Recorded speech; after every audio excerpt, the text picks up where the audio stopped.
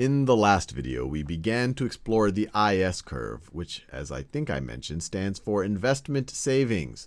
And we really analyzed it from the point of view of investment. We thought of it as real interest rates driving the level of investment, which drives the equilibrium level of real output. High real interest rates, low level of investment. Low level of investment leads to low equilibrium output. So this scenario is closer to that right over there. If real interest rates are lower, then that leads to higher levels of planned investment, which leads to a higher level of equilibrium output. So that right over there.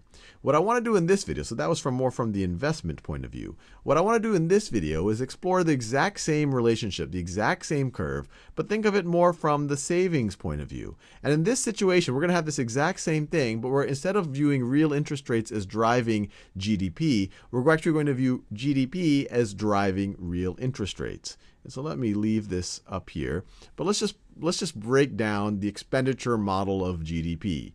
So we know that aggregate income or aggregate GDP or aggregate output, however you want to think of it, is equal to, you could break it up into its component expenditures. It's equal to aggregate consumer spending, which is a function of disposable income. Y minus T is disposable income, aggregate income minus taxes, plus investment, plus government expenditures, and I could do net exports, but for simplicity for this discussion, we'll just assume we are in a closed economy. It makes conceptualizing saving and investment a little bit easier. Now what I want to do is solve for investment. So if I solve for investment, I'm just going to subtract this piece and this piece from both sides of this equation, and I get aggregate income minus total aggregate consumer spending, minus total government spending is equal to, on the right-hand side, I'm just going to be left with investment right over here. And this thing right over here is interesting because this is total income minus what, let me make sure that I don't want to confuse you because that looks like a lowercase c, and if we're talking about aggregate consumption, it's usually an uppercase C. So on the left-hand side, we have total aggregate income minus consumer spending minus government spending. So you could really view this as, this right over here really is aggregate savings. This over here really is savings. And as we see, when on one side of the economy, when people are saving, that goes into banks and it gets lent out, and then it gets reinvested. Or you could save directly by reinvesting. And so what we have here, savings is equal to investment. And that's why it's called an IS curve, because when you look at the expenditure model, savings and investment are really the same thing. They're really just saying, look, there's two ways to view this curve. It's investment driven or it's savings driven. And when you think of it this way, you have a slightly different view of this curve.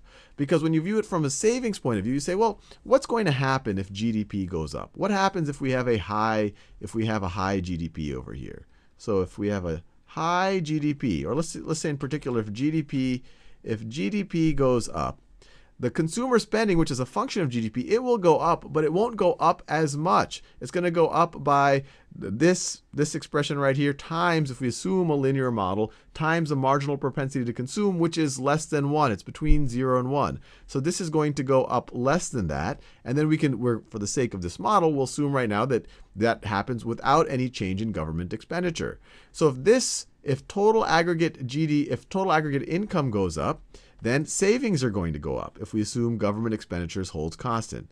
So then we have savings goes up. And if savings goes up, that means we have more loanable funds. There's more money to lend. And if there's more money to lend, what's going to happen to interest rates? Well, interest rates are just the price of borrowing money, the price of money. So if you have more of something, the price of that thing goes down. So if savings goes up, then real interest rates go down. So if you have a high GDP, you're going to end up with low real interest rates. So once again, it's looking at it from a point of view of GDP driving interest rates. We have high savings here, so we're going to have low interest rates. And you view it the other way around. If you have a lower income, this thing is going to also decrease, but it's not going to decrease as much as this did because of the marginal propensity to consume is less than 1. We saw that up here.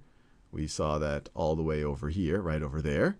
And so in aggregate, the savings are going to go down. Once again, we hold government spending constant. So in this situation, savings are going to go down. And if you have fewer loanable funds, there's less savings to lend out, then if you have less of a supply of something, what's going to happen to its price? Its price is going to go up. The price of borrowing money is the interest rate. So in this situation, interest rates would go up. So that's going in this direction right over here. If aggregate income goes down, loanable funds go down, interest rates are going to be higher.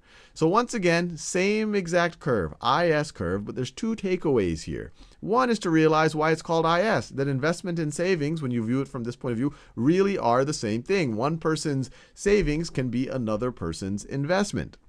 And when we viewed it from the investment point of view, we were viewing R as driving Y. Now we're looking at it the other way around. Y is driving savings, which is driving R, but it gives us the exact same relationship for this model.